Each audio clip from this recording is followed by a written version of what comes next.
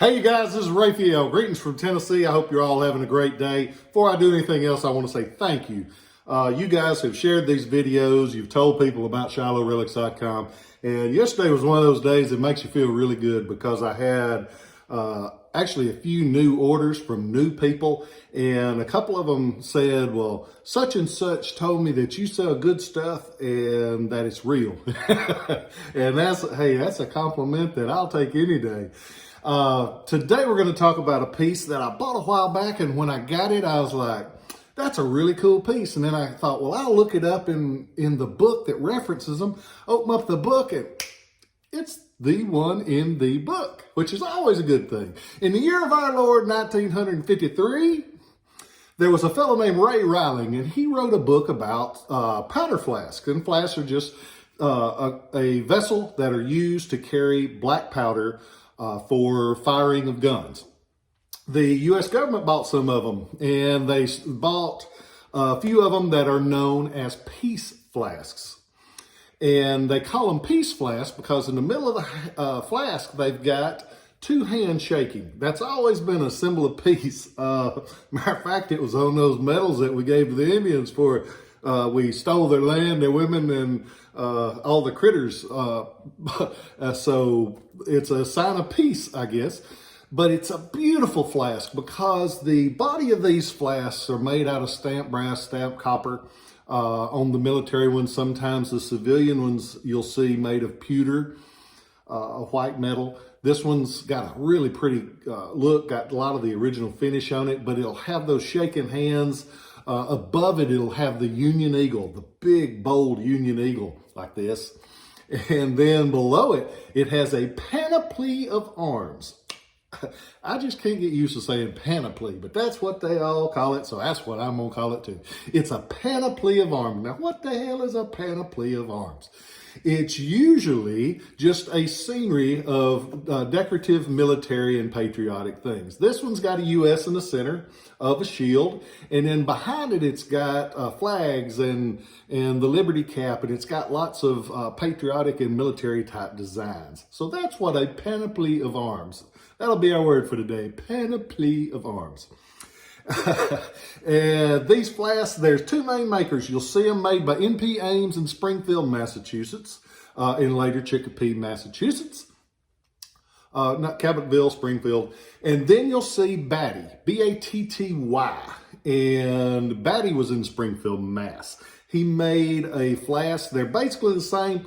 The Batty is a little bit larger. They're generally a little bit later. This one, it's got that production date, 1858. The early ones, 11 ounces of powder. That's a lot of powder. The later ones, 11 and a half. So these Batty flasks are 11 and a half ounces of powder. The top of it has the spout, and it has an adjustable spout. Now, why would you need that? Bigger and smaller charges. Even though it's unmarked, the smallest size is 83.5 grains, middle 87.3, largest 93.3 grains of powder. How do you open and close the flask itself? There's an internal spring. A lot of the civilian and other flasks, the spring is on the outside where you can actually see it. On these, they're more protected. They're on the inside. There's a little lever that opens it, and it just opens a door between the body of the flask and the top charger.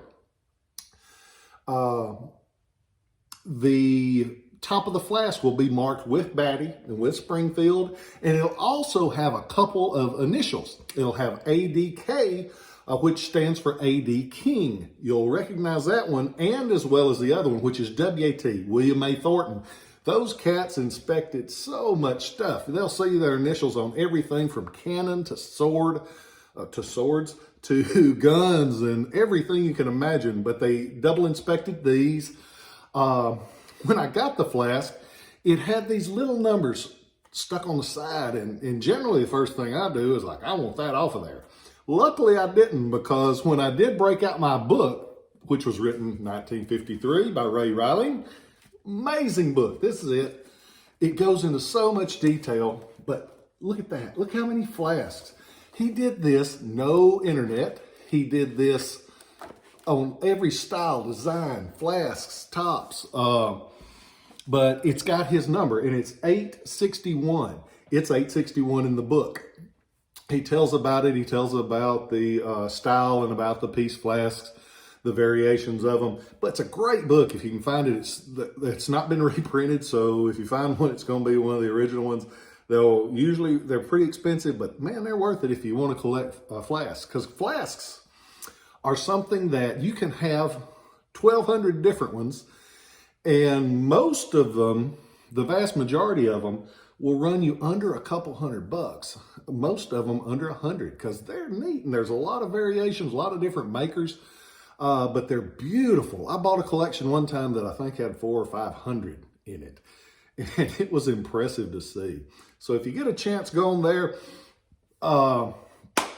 One thing that been on my mind, and I wanted to share it with you, and I'm going to share this not because I think I am right, but because I think that we all need to look at things from a little bit different angle sometimes.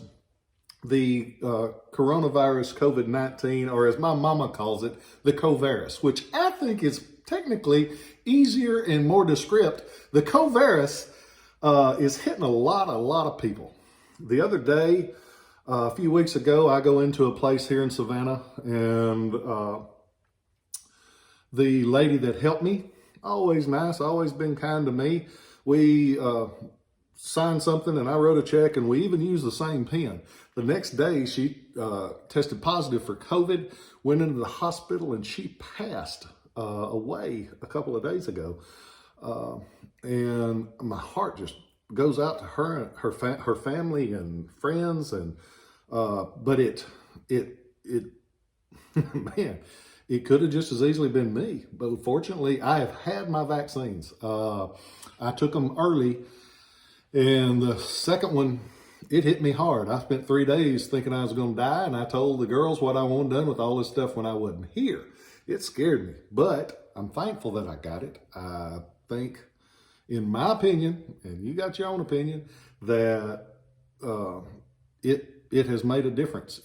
And what I tell you this for, I want you guys to check your local health departments and see their statistics, because the people that are on the vents and are having severe reactions, the vast majority of those people have not been vaccinated.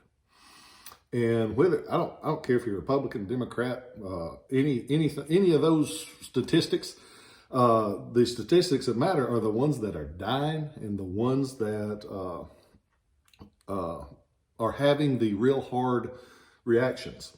Because I'm that guy. I got the high blood pressure, I got the diabetes, I got all the stuff that they said if you get it, you're going to die. And so it scared me, and I was scared to take the shot. And I thought I was dying with the shot, but I'm still here.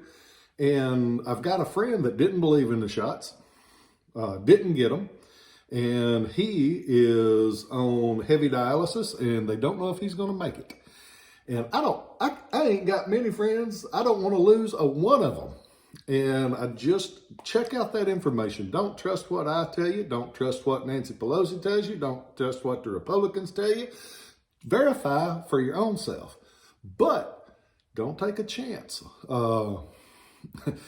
It was rushed to market. I agree completely. And I agree that most of the folks that tell me I ought to take it, I wouldn't listen to them if they told me that it was Thursday. But check out those numbers from the hospital, because we don't need any more sick. And if a shot that makes you sick for 2 days can save your life, hell, take it. That's just my opinion. You can use that, and $3.50 at most arenas will get you a Diet Coke. I love you all. I want you to be here for a long time, because I want to talk to you. I want to say you something, and I want you to enjoy your history. I'll catch you next time, and I hope you have the best day ever. And stay away from that coronavirus, or the covirus. That stuff's bad. Catch you later. Love y'all.